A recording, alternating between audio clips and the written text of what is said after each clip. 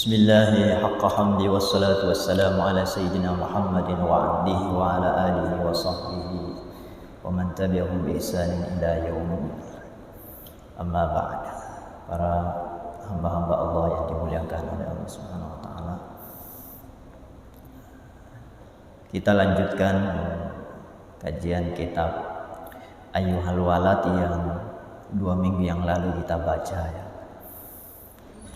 Jadi ini membahas bagaimana seorang yang belajar dan harus mengamalkan ilmunya. Jadi ilmu dan amal benar-benar ditekankan di dalam penjelasan ini. Ilmu wajib hukumnya kita ngaji, kita belajar. Tapi ada kewajiban berikutnya, yaitu beramal. Mengamalkan ilmu yang telah kita baca, yang telah kita pelajari. Bapak tahu misalnya fadilah membaca Quran.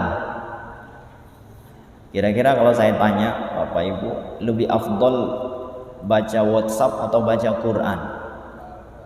Nah itu ilmu, udah diamalin.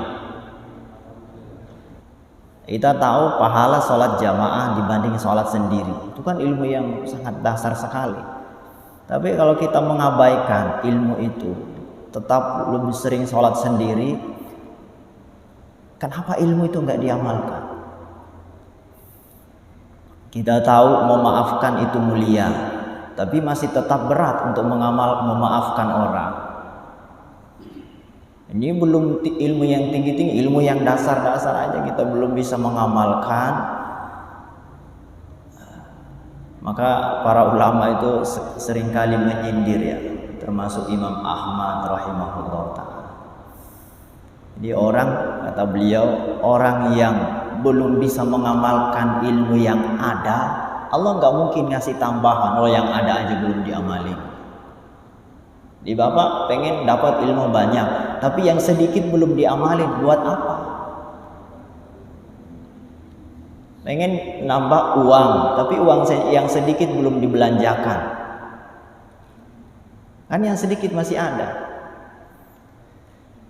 Oh, itu kan logika-logika yang selama ini kita lalai.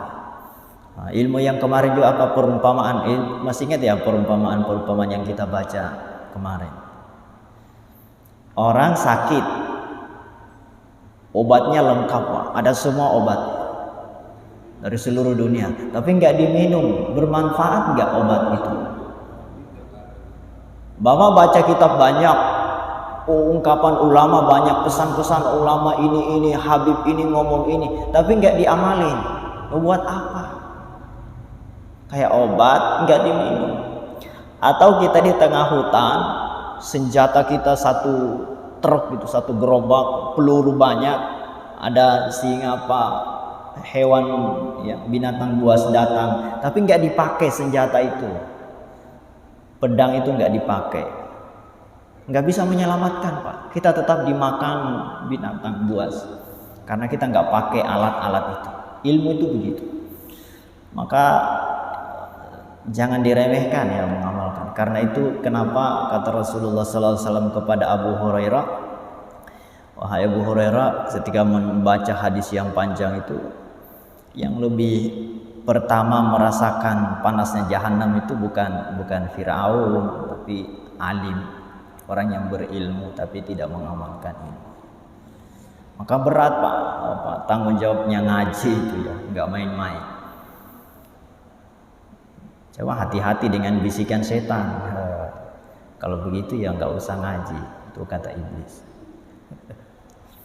Nah kemarin itu kita baca ini Pak ya, jadi dari kisah Nabi Isa yang dalam Injil itu mengatakan orang nanti meninggal akan ditanya, dan salah satu pertanyaannya adalah engkau membersihkan tempat orang lain memandangmu. Yang dilihat orang apa sama kita kan pakaian, wajah, penampilan. Nah, kata Allah, itu yang dilihat manusia kamu rapikan, kamu bersihkan supaya dilihat menarik. Tapi yang saya lihat kamu nggak perhatikan.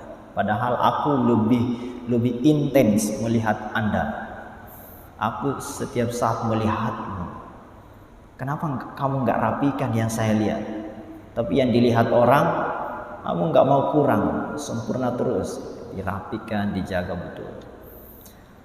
Nah, itu ucapan Allah yang terakhir ini, sebelum di atasnya sedikit yang tadi. Yaqulullahu ta'ala, Allah subhanahu wa ta'ala bertanya. Ini nanti dikubur ya. Kata Allah, ma tasna'u li ghairi wa anta mahfudun bi khairi. Mengapa kamu berbuat untuk selain aku, padahal wa anta mahfuzun bi khairi, padahal engkau itu tenggelam di dalam kebaikanku, padahal engkau bergelimang harta kenikmatan dariku. Aku yang terus menerus memberikan karunia kepadamu, kok orang lain yang kamu bakti? Aku yang selama ini memberikan kamu hidup, fasilitas hidup, enggak pernah henti karuniaku, tapi kok kamu berbuat untuk orang lain? Gimana jawaban kita kalau Allah nanya begitu? Yang ngasih nikmat aku, yang ngasih hidup aku, yang menciptakan aku, yang menyayangi kamu lebih dari segalanya itu aku. Lalu kamu berbuat untuk makhluk. Kok tega, kata Allah itu? Kamu membalas kebaikanku dengan pengkhianatan. Yang dimaksud berbuat untuk selain Allah ya, kita berbuat ingin dipuji orang. Maka inilah tambahannya. Ama anta asumu am la tasma. Emangnya kamu enggak mendengar? Emangnya kamu buta? Enggak mendengar, enggak melihat? Emang mata dan telinga kamu itu tuli buta? Ini makanya Pak ya, orang tuh nggak beramal ya aneh sekali kalau kita itu nggak mengabdi ke Allah. Kalau kita sedikit beramal itu aneh. Maka kita lanjut ya. Maaf Pak, ngajinya ini semua ini ungkapan-ungkapan yang bikin menjelap di hati kita ini. Bismillahirrahmanirrahim. Ayyuhal walad, wahai anakku, kata Imam Al-Ghazali, al ilmu bila amalin junun. Bisa dibaca junun, janun. Junun, tahu majnun, gila. Jadi orang yang punya ilmu tapi nggak beramal itu kayak orang gila, aneh gitu. Wal amalu bila ilmin la yakunu. Amal tanpa ilmu nggak mungkin, nggak akan ada. Gimana kalau orang beramal? Ini sudah kita bahas ya. Orang kan beramal itu kan pakai ilmu, Pak. Nggak mungkin ada orang beramal tanpa ilmu, itu nggak mungkin. Nggak akan ada ilmu tentang amal itu. Karena minimal kita mau sholat, kan kita harus tahu caranya sholat. Nggak mungkin ada orang sholat nggak tahu caranya, nggak akan. Maka ini harus dua-duanya, mau tidak mau. Wa'lam, dan ketahuilah, anna ilman la ini penting nih. Anna ilman, sesungguhnya ilmu, la yub'idukal yawma 'anil ma'asi. Ketahuilah bahwa ilmu yang tidak bisa menjauhkan engkau hari ini dari maksiat, ilmu yang tidak membuat kamu jauh dari dosa. Ketahuilah ilmu yang tidak bisa mencegahmu dari dosa gitu. Wala yahmiluka 'ala ta'ah, dan tidak bisa membimbingmu menuju taat. Jadi kalau Anda punya ilmu tapi ilmu nggak bisa menghalangi dari berbuat maksiat dan juga tidak bisa membuat kamu jadi ahli taat, lan yub'idaka ghadan minan nari jahannam, maka nanti besok ilmumu juga tidak bisa membebaskanmu dari jahanam. Kalau hari ini di dunia ini ilmumu tidak bisa menghalangi kamu dari dosa, besok nanti di hari kemudian, di hari kiamat atau di akhirat, ilmumu juga tidak bisa menghalangimu dari jahanam. Udah tahu di handphone banyak dosa misalnya, ya. Tahu, tapi tetap aja siang malam bersama HP itu ngelihat yang gak jelas. Apalagi aplikasi-aplikasi, sebagian aplikasi itu yang ngacau. Hati-hati ya, tahu tapi nggak bisa menghalangi itu, berarti nanti juga kita nggak bisa menjaga diri dari neraka jahanam.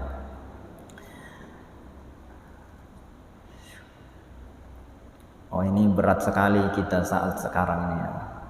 Tapi walaupun berat, tetap harus berjuang, Pak.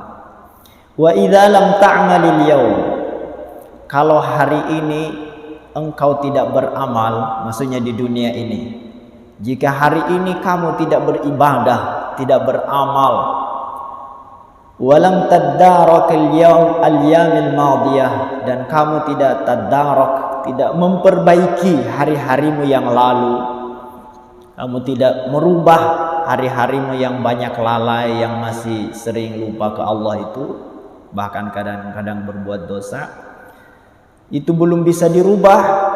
Taqulu ghadan yaumal qiyamah, nanti pada hari kiamat engkau akan berteriak, farji'na na'mal salihan, ya Allah kembalikan kami untuk beramal saleh. Pasti itu, pasti. Kalau bapak sekarang ini santai-santai beramal, kadang-kadang malah meremehkan amal, yakinlah nanti akan menjerit di sana, ingin kembali ke sini lagi untuk beramal. Ya Allah kembalikan kami. Dulu saya nyantai, dulu nggak serius saya. Ya Allah, dulu kenapa nggak sempurnakan saya? Padahal dulu tuh ada sehatnya, ada masjid, ada azan denger, Quran itu ada, mushaf ada. Oh saya jarang tuh ya. Ya Allah, saya ingin kembali. Itu pasti nanti. Fayuqalu, nah ketika kita berteriak begitu, Pak, ya Allah kembalikan aku, baru ingin beramal dengan sempurna di dunia, kembalikan aku. Maka ada yang menjawab, entah Allah atau malaikat. Jawabannya ini dicamkan, Pak ya. Apa jawabannya? Ya ahmak, wahai orang bodoh, wahai engkau yang bodoh, anta min hunaka taji, kamu ingin ke sana, kamu itu dari sono. Jadi kalau bahasa kasarnya, ya Allah aku mau kembali ke dunia, terus dijawab, kamu dari sana goblok, gitu. Kenapa mau kembali? Kan dari sono. Kalau ingin ke sana, kita nggak dari sana ya wajar. Jadi orang yang mau kembali, Pak, ingin kembali ke dunia, padahal dulu di dunia itu dinamakan goblok. Ya, ahmak itu lebih dalam, Pak, daripada jahil ya. Jahil itu bodoh, tapi ahmak itu mungkin goblok ya, terjemahan yang lebih tepat. Ya Allah, ini kamu kan dari sono, ngapain di sono?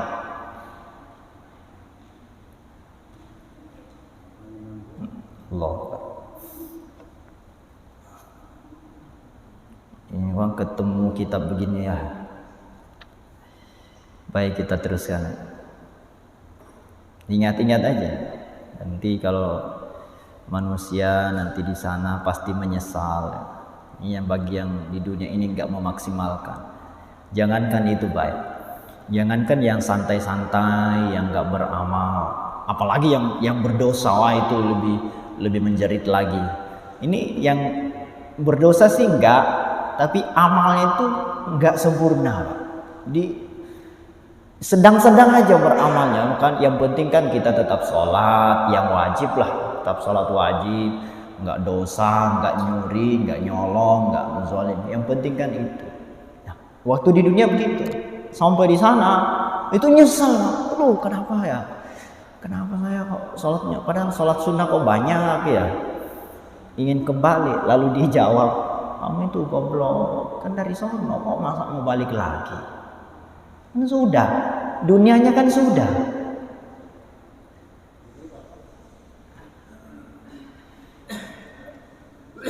Ya Allah, dan itu nggak mungkin. Nah, seperti yang pernah saya sampaikan dari riwayat lain tuh, para sahabat tuh yang meninggal, padahal sahabat ya, itu masih menyesal Pak. Jadi memang di sana itu hari penyesalan. Kita semua akan menyesal di sana. Yang baik pun menyesal.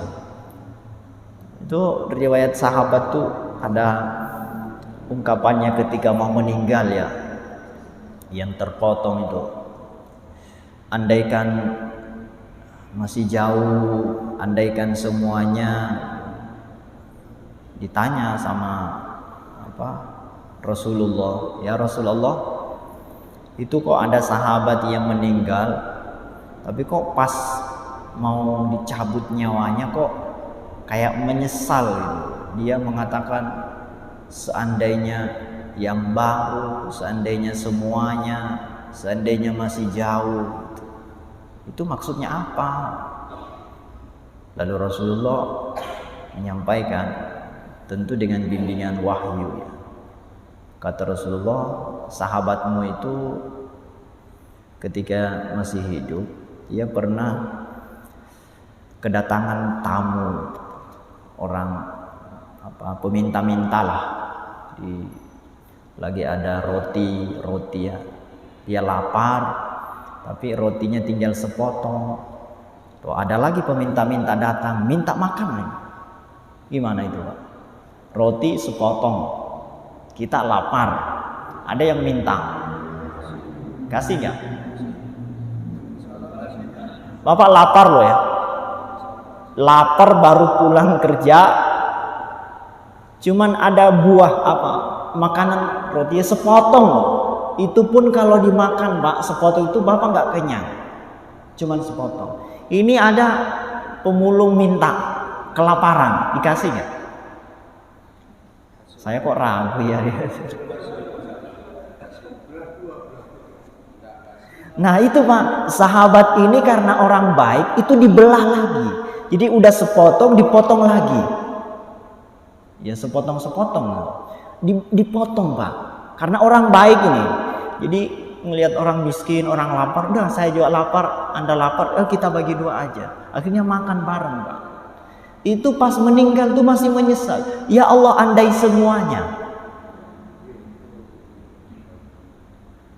Kalau tahu pahalanya begitu ya, saya kasih aja semua, biar saya mati nggak apa-apa ya Allah. Itu sudah baik Pak, itu masih menyesal. Gimana yang nggak menolong? Jadi memang di sana itu kita pasti menyesal. Ya Allah, kenapa ya? Termasuk itu ada 3 ungkapannya itu. Kenapa ya Allah, kenapa enggak yang baru? Itu diriwayatkan. Dia pernah menolong di tengah jalan, ada orang kedinginan, musim dinginnya. Dia bawa jaket. Jaket lah kalau sekarang. Ada jaket baru, ada jaket yang tua itu. Lalu kasihan sama orang itu, dikasih Pak jaket yang tua. Dia kan ada yang baru, yang jaket yang satu masih ada, dikasih. Itu masih menyesal. Ya Allah, kenapa enggak yang baru?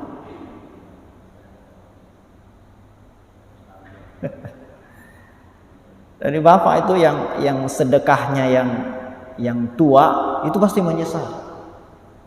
Misalnya sedekah baju itu, yang baju yang tua dikasih tetangga, itu pasti nyesel di sana. Ya Allah, kenapa enggak bukan yang baju baru saya kasih?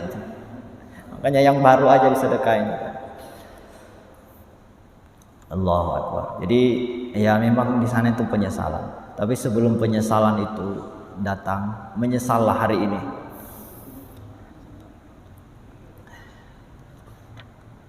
Baik, kita teruskan, Pak. Ayyuhal walad, wahai anakku, kata Imam Al-Ghazali, ij'alil himmata fir ruh, jadikanlah himmahmu. Himmah itu apa ya, kemauan, tekad yang kuat, itu himmah.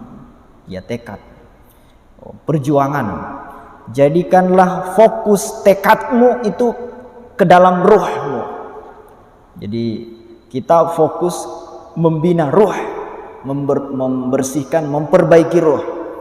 Wal hazimata fin nafs, dan hendaklah kamu menaklukkan nafsumu.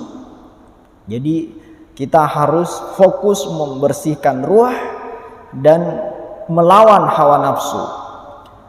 Wal mauta fil badan, dan jadikanlah badanmu, jadikanlah kematian pada badanmu. Maksudnya jadikanlah badanmu itu nggak bisa berbuat apa-apa selain yang diridhoi Allah. Jadi jadikanlah badanmu nggak punya kemauan sama sekali. Jangan mau dikalahkan oleh kemauan lahiriahmu. Lianna, jadi artinya jangan badanmu itu semua dilayani. Anggap badan ini sudah mati, nggak usah didandanin sedemikian rupa. Ya biasa aja. Badan ini jangan terlalu didandanin, jangan terlalu dihiasi. Lianna manzilaka al-qabru, karena rumahmu yang sesungguhnya adalah kuburan. Wa ahlul maqabiri yantadhirunaka fi kulli lahwatin mata tasilu ilaihim. Dan para penghuni kubur yang sudah lama itu sedang menanti kedatanganmu. Jadi artinya kamu harus siap-siap mempersiapkan ruhmu. Jangan abaikanlah, jangan pernah jangan fokus memperhatikan lahiriahmu, karena tempatmu itu kuburan dan orang-orang di kubur itu sudah menantimu sekarang. Jadi kita kayak mau pulang kampung, Pak, itu sudah ditunggu di sana, gak usah berlama-lama. Kita kan udah ditunggu di kampung, kita di sini masih sibuk belanja kiri kanan. Itu kan aneh. Maka karena kita sudah ditunggu, udah siap-siap segera siapkan yang sono itu. Siapkan alam kubur itu, alam manzilah kita itu, rumah kita yang sesungguhnya. Karena ahli kubur di sana sudah menunggu kedatangan kita. Ya, termasuk malaikat nakir mungkar. Iyyaka tsumma iyyaka antasilu ilaihim bila zadin. Jadi para penghuni kubur udah menunggumu, ya termasuk malaikat. Maka iyyaka, hati-hatilah. Tsumma iyyaka, hati-hati. Jangan sampai antasila ilaihim bila zadin. Jangan sampai kamu menemui penghuni kubur itu tanpa bekal. Jadi kamu sudah ditunggu di sana. Ada malaikat yang siap bertanya, ya, menginterogasi. Jangan sampai kamu sampai kepada mereka bila zadin, tanpa membawa bekal. Qala Abu Bakar As-Siddiq radhiyallahu anhu, Sayyidina Abu Bakar radhiyallahu anhu berkata, hadhil ajsad imma khafdu at-tuyuri au istiblud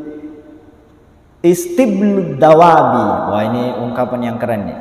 Kata Sayyidina Abu Bakar, jasad ini, tubuh lahiriah kita ini, imma khafsut tuyur, terkadang tersangkar, ya, terkurung seperti burung. Jadi seperti tersangkar seperti burung, dan kadang-kadang dia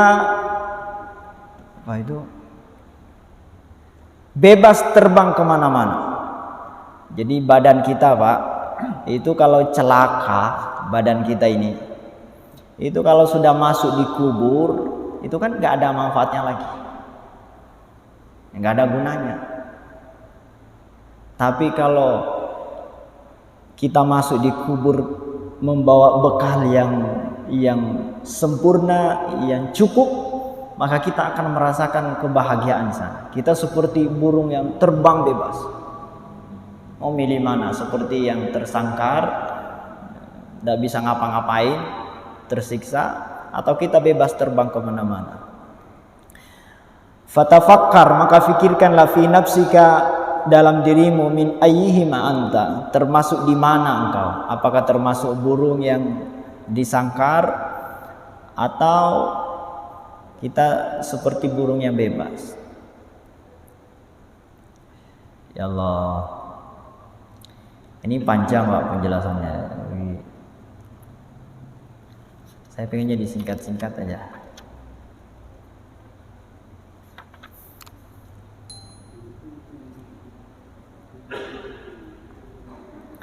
In kunta minat tuyuril ulwiyah, jika kamu seperti burung yang tinggi, fahina tasma'u tinina tibli irji'a ila rabbik, maka kita akan mendengar firman Allah atau panggilan Allah, irji'i ila rabbik, pulanglah, kembalilah kepada Tuhan. Nah, ini gambaran orang-orang yang punya bekal yang cukup, dia akan seperti burung yang bahagia. Maka mudah-mudahan kita bisa seperti itu dah, orang yang pulang mengharap Allah dengan panggilan irji'i ila rabbik, sehingga kita bisa bebas melakukan yang diridhoi Allah Subhanahu wa taala. Kita langsung ke bawah ya. Waruwiya annal Hasan al-Basri rahimahullahu taala, diriwayatkan bahwa Imam Hasan al-Basri u'tiya syurbatan min ma'in baridin. Suatu ketika Imam Hasan al-Basri itu diberi minum, Pak. Diberi apa ya? Segelas minuman, syurbatan, segelas minuman min ma'in baridin, dari air yang dingin. Ya mungkin sekarang ya air es. Dikasih apa? Botol, satu botol yang dingin gitu.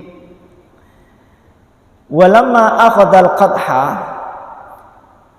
ghushiya alaihi wa saqata min yadihi, falamma faqa qila lahu ma laka ya Aba Sa'id, qala dzakartu umniyata ahli nari hina yaquluna li ahli jannah an afidu alaina minal ma' aw mimma razaqakumullah. Jadi Imam Hasan Basri ketika dikasih minum yang dingin, Pak, ketika diambil gelas itu atau botol itu, bukannya diminum, ketika dipegang, ghusya alaihi, dia malah gemetar, Pak, memegang apa gelas itu, gemetar atau botol, dan pingsan seketika.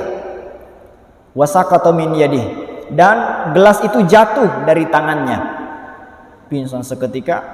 Falamma afaqa, ketika beliau sadar kembali, qilalahu, ditanya, malaka ya Aba Sa'id, ada apa denganmu wahai Abu Sa'id? Abu Sa'id ini nama lakopnya Imam Hasan al-Basri. Ya Aba Sa'id, wahai Imam Hasan al-Basri, kenapa tadi kok pingsan? Kok hanya megang air dingin itu? Kok bisa jatuh? Qala, nah ini jawabannya. Beliau menjawab,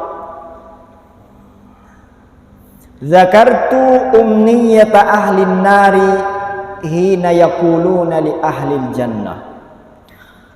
Aku teringat ya, ketika aku memegang air yang dingin itu, aku terbayang, tiba-tiba aku membayangkan para penghuni neraka yang berteriak, minta kepada penghuni surga seperti dalam Quran, an afidu alaina minal ma', mohon berikan aku air minum. Jadi penghuni neraka itu kan teriak-teriak. Dalam Quran itu diceritakan di surah Al-A'raf ini, an afidu alaina minal ma', Ya Allah, tolong wahai penghuni surga, beri dong aku minum walau sedikit saja. Tolong minum gitu. Nah, kata Imam Hasan Basri, ketika aku dikasih air minum tadi, langsung kebayang tuh ahli neraka teriak-teriak minta minum. Sampai begitu ya. Jadi ya naudzubillah. Intinya Pak, dahsyat tuh orang yang masuk neraka itu jangan dianggap main-main ya. Menyesal sejadi-jadinya, berteriak sejadi-jadinya ini. Penyesalan yang tidak ada gunanya, tapi ya nggak ada lagi yang mereka bisa lakukan selain penyesalan. Gimana Pak, masih kuat? Saya kok ngebaca ini ya Allah, gini ya. Ternyata selama ini itu ya kita sudah merasa aman. Ternyata para ulama kadang-kadang malah pingsan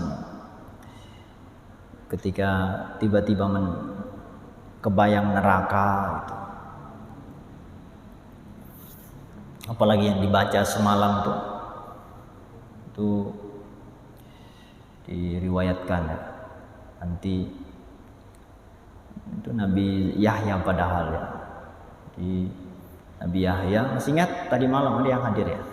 Tadi malam kita baca Nabi Yahya itu pernah makan roti sampai kenyang, tidur lupa wiridnya Pak, lupa baca doa. Jadi beliau tuh sebelum tidur ada wirid. Nah itu karena makan roti kenyang gitu ya, makannya sampai kenyang, ketiduran, lupa baca wiridnya Nabi Yahya. Nah dalam tidurnya itu ditanya sama Allah, memangnya kamu sudah punya tempat yang lebih enak daripada aku ya? Yahya, memangnya kamu sudah punya teman yang lebih kamu senang daripada aku? Kok bisa-bisanya lupa? Apa gara-gara roti itu? Emang roti itu udah lebih menyenangkan daripada aku ya? Sampai begitu. Ya lalu ditanya sama dikatakan seperti ini. Seandainya engkau wahai Yahya pernah melihat surga Firdaus dan neraka Jahanam sekali saja, sekilas, seandainya engkau pernah melihat sekilas, engkau akan menangis sejadi-jadinya sampai yang keluar itu bukan lagi air mata tapi nanah. Seandainya pernah melihat Jahanam, itu kamu akan menangis sejadi-jadinya. Itu saking takutnya. Bahkan engkau tidak akan pakai kain lagi, kamu kemana-mana akan pakai baju besi. Saking ngerinya. Ya Allah. Hati-hati Pak ya. Tapi walaupun ngeri begitu ya, jangan sampai kita beribadah hanya gara-gara takut neraka. Bagi orang yang lebih dekat dengan Allah, neraka itu mengerikan. Tapi yang jauh lebih mengerikan adalah murka Allah. Jadi dia nggak bisa membayangkan Allah itu marah kepadanya. Kita itu Pak, kenapa masih santai gitu? Kalau dianggap coba dibayangkan Allah marah ke kita, Allah sedang marah, kita kan biasa-biasa aja ya. Coba Pak dibayangkan Allah sedang marah ke Bapak, kan biasa aja. Coba kalau istri marah ke Bapak, atau ya mungkin kalau sudah jadi istri udah berubah ya. Dulu sebelum jadi istri marah, itu kan nggak bisa makan enak. Waktu masih calon ya. Tidur yang nggak nyenyak, ya makan yang nggak enak. Kalau lagi dimarahin sama si calon ya, anak muda yang mana ini? Karena sayang, di orang yang menyayangi atau mencintai sesuatu, Itu dia nggak bisa menerima Pak kalau dia dimarahi sama yang dicintainya itu. Kita mencintai seseorang Pak, kita nggak bisa membayangkan dia sedang marah. Kalau dia sedang marah, wah itu tersiksa benar. Nggak bisa tidur ya, nggak nyaman lah. Nah, orang yang cinta ke Allah itu siksaan yang jauh lebih pahit, lebih perih daripada neraka ketika Allah marah ke dia. Dia nggak bisa membayangkan Allah sedang marah kepadanya. Ya, kita kan masih, ya makom kita kan masih lebih takut nerakanya. Tapi orang yang arif, ahli ibadah, ahli mahabbah ke Allah, neraka itu nggak ada apa-apanya. Yang neraka baginya adalah ketika Allah tidak suka kepadanya. Nah, itu kan orang yang sudah benar-benar cinta. Nah, kita lanjutkan sedikit ya. Ayyuhal walad, law kana al-ilmu mujarradu kafiyan lak. Wahai anak-anakku, law kana al-ilmu mujarrad kafiyan lak. Seandainya, andai kata ilmu itu cukup bagimu. Jadi andai kata enggak perlu beramal, ilmu itu cukup. Wala yahtaju ila amalin siwah, dan kamu tidak butuh terhadap amal. Lakana nida'ullahi ta'ala hal min sa'il, hal min mustaghfir, hal min ta'ib dha'i'an bila fa'idah. Maka panggilan Allah di tengah malam ini kan begini. Kan kalau tengah malam Pak, sepertiga malam itu Allah turun. Hadis ini sahih. Allah turun. Jadi kalau tengah malam itu Allah tuh datang Pak, menemui kita. Cuma kadang kita cuek ya, tidur aja. Padahal Allah itu datang melihat. Apa kata Allah? Jadi ketika Allah turun di tengah malam atau sepertiga malam dalam hadis yang sahih itu, Allah nanya, hal min sa'il, ada nggak yang butuh? Ada nggak yang butuh ditolong itu?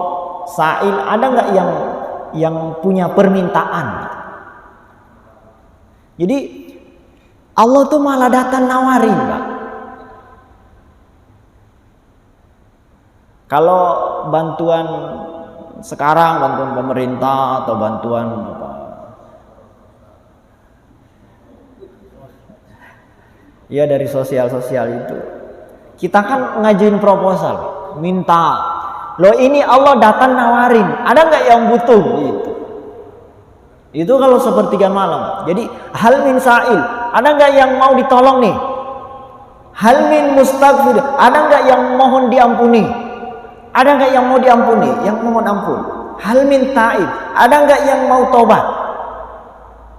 Jadi Allah itu keliling Pak. Oh, tapi walillahil matsalul a'la, jangan dibayangkan kayak orang. Intinya Allah datang setiap sepertiga malam. Ada nggak yang butuh? Ada nggak yang minta diampuni? Ada nggak yang minta taubat? Nah, seandainya, ini kata Imam Al-Ghazali, seandainya ilmu cukup, nggak perlu amal, maka ya untuk apa Allah datang itu? Untuk apa Allah nyuruh kita minta ampun, Allah minta taubat? Dha'i'an bila faedah. Maka ungkapan Allah ini nggak ada faedahnya. Jadi seandainya kita nggak perlu amal, cukup ilmu, ngapain Allah nyuruh kita istighfar? Ngapain Allah nyuruh kita tobat? Oh, berarti harus ada amal. Itu maksudnya ya. Jadi amal itu ya harus. Kalau ilmu aja ya berarti ngapain Allah manggil-manggil di tengah malam? Allah manggil nyuruh kita tobat, nyuruh istighfar. Oh, berarti harus ada amal. Waruya, diriwayatkan anna jama'atan minas sahabah, ada sekelompok sahabat Nabi sallallahu alaihi wasallam ridwanullahi alaihim ajmain, semoga Allah meridhoi semuanya. Diriwayatkan ada segolongan sahabat Zakaru Abdullah ibn Umar inda Rasulillah sallallahu alaihi wasallam faqala alaihi salatu wassalam ni'mar rajulu huwa law kana yusalli bil laili. Jadi ini Ibnu Umar, Pak. Ini sahabat ini lagi ngomongin Ibnu Umar lah. Di depan Nabi orang-orang muji. Wah, Ibnu Umar itu orang yang soleh, orangnya dermawan, pokoknya orangnya baik. Disebut-sebut kebaikannya Ibnu Umar di hadapan Nabi. Lalu Nabi bilang, lalu Nabi ikut komentar lah ketika mereka memuji Ibnu Umar. Lalu Rasulullah ikut memberikan komentar. Kata Nabi, ni'mar rajulu huwa. Sebaik-baik lelaki Ibnu Umar itu. Dia adalah orang yang paling baik. Lau kana yusalli bil lail. Andai kata dia salat malam. Jadi gini singkatnya. Oh, Ibnu Umar ini anaknya Sayyidina Umar ya. Ibnu Umar itu baik, keren, dermawan, baik, soleh. Lalu kata Nabi, memang dia adalah orang yang paling top kalau dia salat malam. Jadi andai kalau dia salat malam, dia yang terbaik. Apa maksudnya ini? Hidup tuh harus beramal. Yang ingin disampaikan itu. Berarti amal itu penting. Loh, Ibnu Umar diangkat oleh Nabi, dia akan menjadi orang yang paling baik, paling soleh kalau dia tetap qiyamul lail. Ini bukan berarti Ibnu Umar enggak salat malam. Hanya Nabi memberikan informasi kepada para sahabatnya bahwa selain qiyamul lail itu sudah sempurna Ibnu Umar itu. Kalau qiyamul lail kan kita nggak tahu, kita kan nggak lihat. Maka andai kata mungkin Ibnu Umar tuh qiyamul lailnya sempurna sebenarnya, cuma karena Nabi kan nggak mau mengumumkan. Jadi kata Nabi, kalau qiyamul lailnya juga sempurna, ya udah sempurna semuanya berarti. Berarti ya hidup ini ya harus beramal, karena harus sholat. Sholat qiyamul lail itu amal. Allah. Kalau di sini kan ahli qiyamul lail semua nih, masih jannatin, nggak diragukan lagi lah. Wa qala alaihi salatu wassalam li rajuli. Dan Rasulullah Shallallahu Alaihi Wasallam bersabda kepada seseorang min ashabi dari sahabatnya, ya fulan, wahai fulan, la tuksirin nauma bil lail. Jangan memperbanyak tidur di malam hari. Fa inna kathratan naumi bil lail, karena orang yang banyak tidur di malam hari tada'u sahibahu faqiran yaumal qiyamah, akan dianggap sebagai orang yang fakir atau dipanggil sebagai orang yang fakir pada hari kiamat. Jadi orang fakir, orang miskin hari kiamat itu bukan orang yang hartanya dikit ya. Jadi orang yang tidurnya banyak. Ayyuhal walad, ini masa qiyamul lail terus ya. Wa minal laili fatahajjad bihi amrun. Nah, gini. Wa minal laili fatahajjad bihi amrun. Ayat wa minal laili fatahajjad bihi, dan di sebagian malam bertahajudlah. Kata Imam Al-Ghazali, ayat itu amr, ayat itu perintah. Wa bil asharihum yastaghfirun syukrun. Jadi ayat wa bil asharihum yastaghfirun itu syukur. Wal mustaghfirina bil ashar dzikr. Jadi intinya ya tahajudlah dan istighfarlah pada sahur, pada waktu sahur sebelum subuh. Qala Nabi sallallahu alaihi wasallam atau assalatu wassalam, Rasulullah bersabda, salasatu aswatin yuhibbuhallahu ta'ala. Ada 3 suara yang dicintai oleh Allah Subhanahu wa taala. Yang pertama sautud dik. Apa sautud dik? Dik. Jago. Suara ayam. Suara ayam jago itu dicintai Allah. Wa sautul ladzi yaqra'ul Qur'an. Suara orang yang membaca Al-Qur'an. Wa sautul mustaghfirina bil ashar. Dan suaranya orang yang beristighfar di waktu sahur. Ini suara-suara sahur semua ini. Masa kalah sama ayam? Kita itu ya kadang-kadang kalah sama ayam. Ya. Ayam tuh kok nggak pernah telat ya?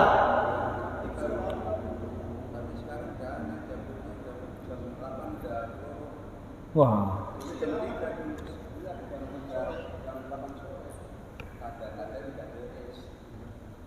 Oh, dia harus pelihara jago ini ya.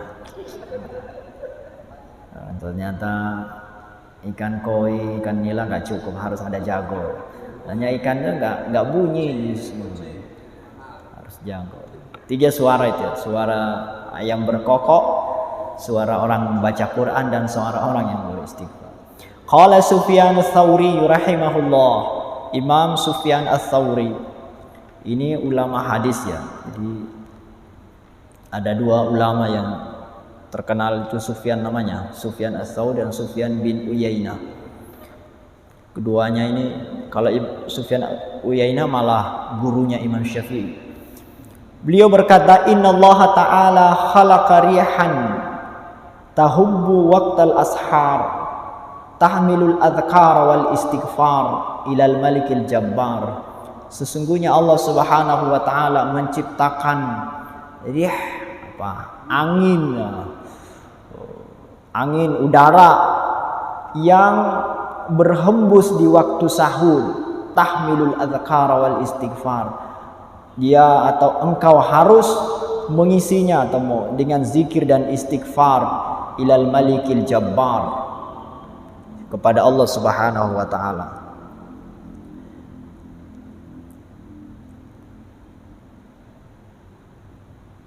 Wa qala aidan, dan Imam Sufyan ats-Tsauri juga berkata, idza kana awwalul lail, kalau di awal malam, yunadi munadin tahtal arsh. Jadi ini Pak, penting nih. Di awal malam itu ada suara dari langit. Di awal malam itu ada suara dari langit. Apa suara itu? Yunadi munadin min tahtil arsh. Bahkan di sini dari arsh ke langit. Apa yang diucapkan oleh suara itu? Ala liyakumil abidun. Engkau harus bangun wahai ahli ibadah, fayakumun, maka ahli ibadah itu bangun, wa yusalluna masyaallah, dan dia salat. Jadi orang yang ibadahnya di awal malam itu abidun, ahli ibadah. Mulai dari salat isya, mungkin salat witir, tarawih, di awal-awal malam, maka itu orang yang ahli ibadah, abidun. Jadi di awal malam bangunlah, salatlah wahai al-abidun. Itu suara di awal malam. Tsumma yunadi munadin fi syatril lail. Lalu pas tengah malam suaranya lain lagi. Ala liyakumil qanitun. Bangunlah wahai qanitun, orang-orang yang bertakwa. Orang-orang yang bertakwa, fayakumuna wa yusalluna ila sahar. Tapi enggak saharuddin, ini sahar aja. Maka mereka para qanitun, orang-orang yang bertakwa, salat ila sahar, sampai waktu sahur. Dari tengah malam sampai sahur itu orang qanitun, orang-orang yang bertakwa. Kalau tadi disebut abidun, ahli ibadah, tapi naik lagi jadi ahli takwa. Kalau tadi ahli ibadah, naik jadi ahli takwa kalau sudah tengah malam. Jadi yang ibadahnya tengah malam itu ahli takwa. Kalau yang ibadahnya yang di awal malam aja, isya, witir, tarawih, salat, baca Quran, nah itu ahli ibadah. Wa idza kana sahur. Nah, kalau udah masuk waktu sahur, sebelum fajar, yunadi munadin, ada suara lagi yang berteriak, ada lagi suara dari arsy, dari langit. Ala liyakumil mustaghfirun fayakumuna wa yastaghfirun. Bangunlah wahai al-mustaghfirun, ahli istighfar. Al-mustaghfirun, ahli istighfar. Wahai ahli istighfar, bangunlah. Maka mereka bangun dan beristighfar. Jadi yang ibadahnya di awal malam ahli ibadah, yang tengah malam ahli takwa, yang di ujung malam atau di waktu sahur baru bangun itu ahli istighfar. Kita di mana ini? Mungkin ada yang menggabungkan, ya ahli ibadah iya, ya ahli takwa ya iya, ahli istighfar. Ada juga ya ahli ibadah yang enggak, ahli takwa yang enggak, ahli istighfar enggak. Yang dapat semua masya Allah, ya. Tapi yang kasihan ini ya yang enggak dapat semuanya. Hapus bener. Tapi ada satu lagi dari Allah ini. Fa idza tala'al fajr. Nah, ini karena mungkin malu, mungkin saya di sini nih ya. Fa idza tala'al fajr, ketika sudah terbit fajar, tadi kan waktu sahur sebelum fajar. Kalau sudah terbit fajar, udah azan subuh, nada munadin. Ada suara lagi. Ala yakumil ghafilun, bangunlah wahai ahli ghafil. Orang yang lalai. Jadi kalau bangunnya udah fajar Pak, itu ahli ghafil. Orang yang lalai. Aduh. Fayakumuna min furushihim kal mauta nusyiru min kuburihim. Maka ahli lalai ini, orang-orang yang lalai ini pun tetap ia bangun di waktu fajar itu, dan dia segera meninggalkan kasurnya, tempat tidurnya, seperti orang yang mati yang bangkit dari kuburnya. Kan sering begitu, azan bangun, udah subuh, udah kayak mau terbang. Apalagi kalau harus jadi imam dah. Udah terlambat ini. Tahu-tahu Ustadz Roni udah di depan. Terlambat. Ya gofil ya. Ya Allah, tapi alhamdulillah masih disebutin ya. Bangunnya jadi gini aja tuh. Yang ibadahnya di tengah malam, ada yang di waktu sahur. Kalau bangunnya pas fajar ya udah subuh ya digolongkan ahli gofil, orang yang lalai, masih orang yang lalai.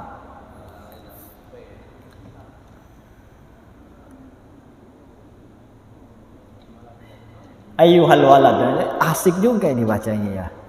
Jadi keasikan. Tambah lagi lah. Ruya, wahai anakku, kata Imam Ghazali, ru'ya fi wasaya Luqman al-Hakim libnihi. Didapati dalam wasiat Luqman al-Hakim kepada anaknya libnihi annahu qala. Jadi suatu ketika Luqman al-Hakim itu menasihati anaknya. Nah, ini nasihatnya ini bagus. Ya bunayya, wahai anakku, la yakunanna diku aqyasa mink. Wahai anakku, jangan sampai ayam jago lebih cerdas daripada kamu. Jangan kalah sama jago. Jangan sampai ayam jago itu lebih cerdas daripada kamu. Kenapa jago lebih cerdas? Yunadi bil ashar wa anta naim. Ayam jago berteriak atau bunyi di waktu sahur, lalu kamu tidur. Ayam jagonya bangun, kamu malah tidur. Berarti ayam jago lebih cerdas, lebih pinter. Dia udah bangun, udah nyanyi-nyanyi, udah zikir ya. Ayam jagonya udah zikir di waktu sahur, di sepertiga malam, kamu malah tidur. Berarti kalah sama jago. Waduh, gimana ini?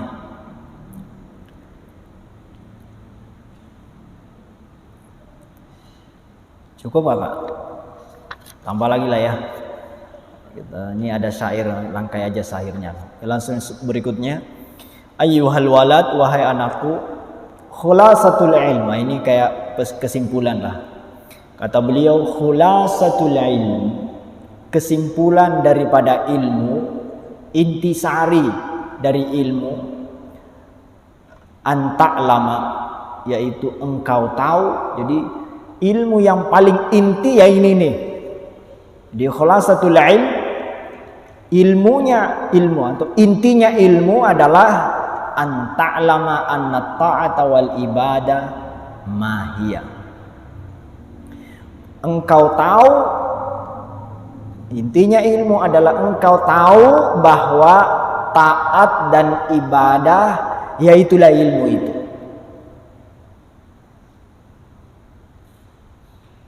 Jadi kalau kita tahu bahwa hakikat ilmu ya ibadah itu, nah itu intinya ilmu. Jadi intinya ilmu sekali lagi adalah kita tahu bahwa buah ilmu ya ketaatan atau ibadah. I'lam, ketahuilah, anna ta'ata wal ibadata, sesungguhnya ketaatan dan ibadah, mutaba'atu syari'i fil awamir wan nawahi bil qawli wal fi'li. Ya, yang namanya taat ibadah ya perintah dan larangan, ucapan, perbuatan, yakni kullu ma taqulu wa taf'alu, semua yang kita ucapkan dan semua yang kita lakukan, wa tatruku qawlahu wa fi'lahu, dan semua yang kita tinggalkan. Jadi ibadah ya termasuk